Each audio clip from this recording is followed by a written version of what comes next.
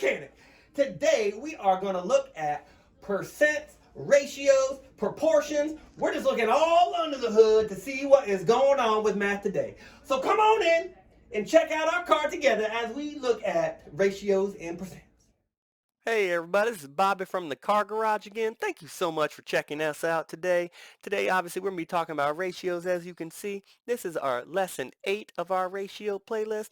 Today, we're talking about ratios, proportions, and percents. So come on in, let's look under the hood and see what we're doing today. So today, I will be able to use ratios and proportions to help solve problems involving percents. Now this is combining a couple different lessons all in one, plus introducing another topic. So if you haven't followed along with our ratio playlist, I suggest you start back at 1. But if you're ready to jump on in, come on in, let's start grinding our gears and get down to business as we check this out. So the first thing you want to do, right, is our new vocabulary word that we kind of touched on in our last video, but it's proportion, okay? So a proportion is the name that we call two ratios that are equivalent. Okay, so it's two ratios set up next to each other that are equivalent. So the example might be every x to y equals every a to b. Okay, so that's kind of variable. That doesn't really make a lot of sense maybe. But if you notice, this is going to be an equation using an equal sign today that's going to set up two ratios that are equivalent to each other. So an example might be 2 candy bars for every 3 kids is an equivalent ratio for 6 candy bars for every 9 kids, right? And because I set the proportion, the two ratios up next to each other and made an equation with an equal sign, we now call this a proportion, okay? So it's something you probably already knew. We've been doing proportions really for a while, but this is a vocabulary word that will describe what you see right here. So some of you might be asking, Bobby, why do I even care about this, okay? And so you should care about this because eventually we're going to be doing percents, and this is going to be so much faster and quicker than drawing the tape diagram that we talked about last video. But it's important that you know what to do before you do the shortcut, okay? And so this is just our basic skill. Let's write a proportion for this sentence. 1 package of Oreo contains 5 cookies. So for every 1 package, we're going to get 5 cookies, okay? How many cookies would be in 2 packages? So obviously, if these are equivalent ratios, my scale factor would be 2, right? Because turning 1 times 2, or 1 times 2 equals 2. So 2 times 2 would be 10, okay? So this is now a proportion because I've set up 2 equivalent ratios. So one way you could check to see if these are in fact equivalent ratios, that they are in fact equal to each other, is something we like to call cross multiplying, okay? That's when you take your bottom term and multiply it by your top term. You can take your bottom term this way and multiply it by your top term, and if you see, you're crossing and you're going to be multiplying, hence the name cross multiplication. I know it's tough sometimes. And so over here I had 10 times 1, right? And so that's going to be 10 equals, and I know that 5 times 2 equaled 10. And now this is called my cross product, because when you multiply, the answer is called a product, right? And so my cross products was 10 over here and 10 over here. These are equal to each other, which then in turn makes this and confirms that which we already knew, but it confirms that this is a proportion. There were 2 equivalent ratios set up in our equation, okay? So cross multiplication is going to be a huge skill for you today, and it's very easy, as you can see. So what does this have to do with percents, right? So it says 3 out of 6 students brought in their field trip permission slip. What percent of the students brought in their slips? Now, I made this one easy on purpose. I know a lot of you can figure out it's 3 out of 6, which is 1/2, which is 50%, okay? And I get that. So if you did it with your tape diagram though, right, you might have your 6 total right here, okay? And you might have to split it into, 6 equal pieces, obviously, right? And so you have your 6, okay? And you did it like this, and this is kind of what we did last video. And you were talking about 3 of them right here. And it looks, right, that's obviously half, 1/2, which is 50%, okay? And so yes, that's a good way to do it. Let's get rid of that. Because today what we're doing is we're going to set this up with a ratio in proportion. Now, the first thing you got to understand is percent is literally per 100, right? That's what that means. Cent means 100, and so per 100. A percent is a ratio out of 100, okay? And so I had, right here, I'm going to set this up. So my percent is something per 100, right? This is literally a ratio per 100. My total is 100, okay?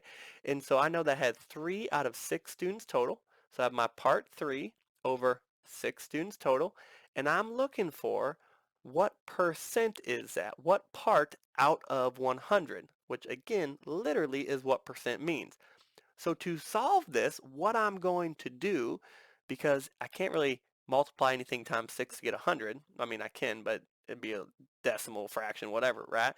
I'm going to use my cross multiplying skills. So if I cross multiply here, again, because I'm assuming that this is an equivalent ratio, which makes it a proportion, which means if I cross multiply, the two sides will be exactly equal to each other, like I proved in my last one, right? So when I cross multiply here, I have 100 times 3 is 300, and that's going to equal 6 times x, which is 6x, right? And now I've set up an algebra equation. So to get rid of this 6, I'm going to divide by 6 here. I'm going to divide by 6 here. And I'm going to get 300 divided by 6 is 50, right? So I'm going to say that, and I'm left my x right here, 50 equaled x. So 50% or 50 out of 100 is what 3/6 is equal to, okay?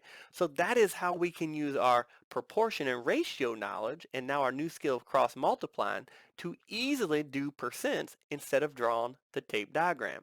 So let's take a look at another one and let's do another example together. So for this one it says 50% of the class brought in their permission slip for a field trip. If 3 kids brought them in, what is the total number of students in the class? So my statement's going to say the total number of students is blank, okay? And so before, maybe what you would have to do is draw your tape diagram, okay? And so I'm going to do it the old school way. So you were looking for the total. So this is the one where you're looking for the total of your tape diagram, right? You knew that 50% of it, which is half, was 3. Okay, so what would the total number be? Well, the other 50% would also have to be 3, which would make my question mark 6, right? So this is how you did it last video with the tape diagram. And yes, I'm aware this is the same question we did last time. That's not the point. The point is to kind of see how it works. So now let's solve it instead of with the tape diagram with my two equivalent ratios or my proportion.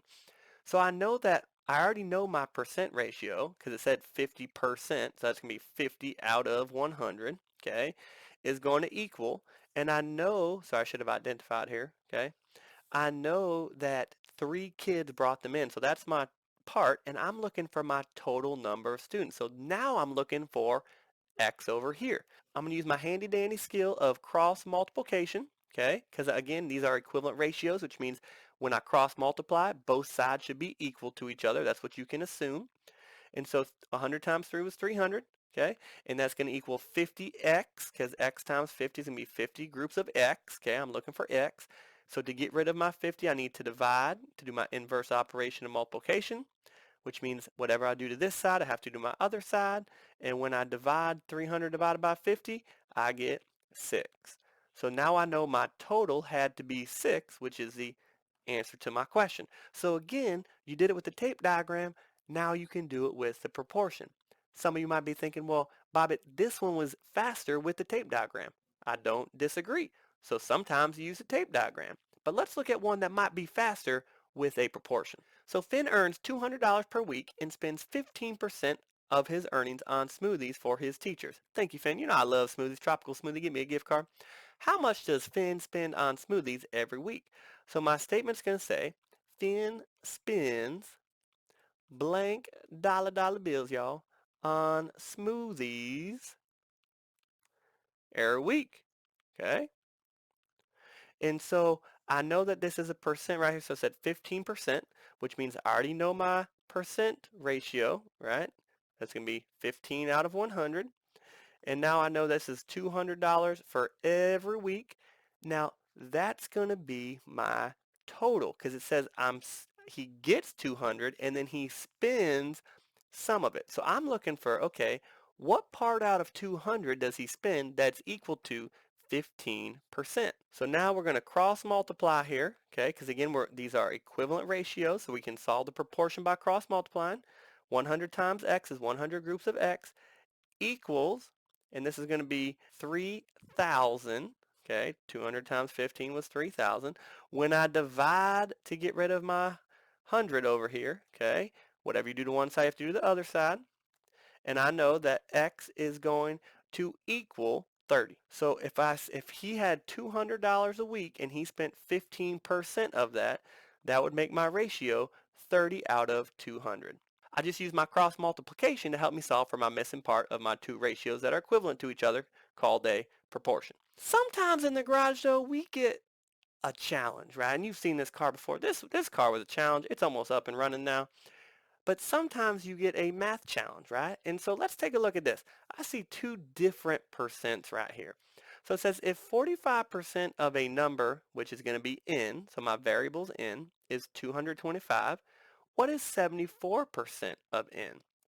This is going to be a challenge because let's do this one together. We're going to have to actually set up two separate proportions, right? So my first one was, I know that this was 45% out of 100, okay? And I know that 45% of a number is 225, right? That means 225 of a certain number is going to be 45%. Now, I need to help solve for that, but now my question says, what is 74% of n? So to answer my question, I'm going to have to use one proportion in my cross multiplying skills to fill in another piece over here, because now I want to know what is 74% of n. So I'm looking for x over here, but I got to use this proportion to help me find my total, which then I can use over here. So I'm going to do my cross multiplication skills right here, okay? So I have 225, do my two zeros. I got 22,500 is going to equal 45 groups of n. And so typically you have a calculator. Go ahead and grab a calculator and you can solve this. And when I do that here, I know I got to divide by 45 because I got to get my variables by itself. And so I got to divide by 45 over here. Okay. And when I do that, I'm going to see that my total n equaled 500. So 225 out of 500 is 45%, right? And so now I know my total. Now I want to know what was 74% of that. So now I know my total is 500, and now I'm solving for this missing question, right? So now I had to use one proportion to set up for another one. So again, we're going to cross multiply right here, and this is going to be 100x on this side, and that's going to be 37,000 over here. Again, you can use a calculator for that, which means I need to get the variable by itself, which I do my inverse operation multiplication, which is division, okay? And I know that x is going to equal 370. So now I know that 74% of 500, which is n, right? Because we had to figure that out, is actually equal to 370. So I've answered my question. This was a challenge problem though, because I had to use two different proportions to help me. I had to solve for my missing piece in one of them and then plug that into my other one and solve for it there. Hopefully you have enjoyed this ratio playlist. You should now be a master of ratios after watching this.